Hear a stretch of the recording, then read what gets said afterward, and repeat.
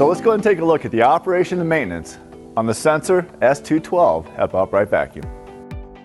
First thing I want you to do is go ahead and check the condition of the cord.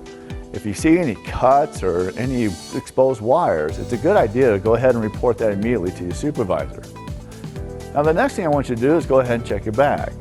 Now the reason why I want you to do that is because it's important to remember that the bag actually works off of airflow.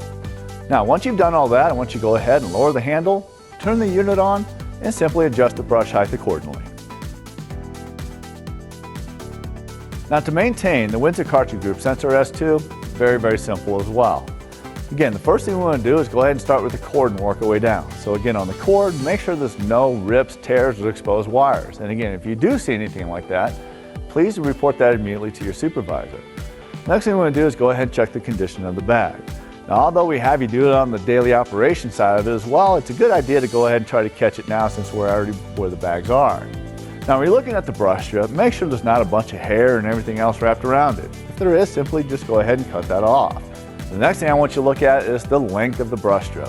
The reason why that's important is it has to be sticking outside the brush housing to contact the carpet so we have good brush agitation. The easiest way to check that is take a credit card, simply slide it across the brush housing, and make sure it actually contacts the brush strip. If it does, your brush strip is good. If we have no contact, it's time to replace your brush strip. Next, we're going to make sure there's no clogs in either the hose or the trap door down below.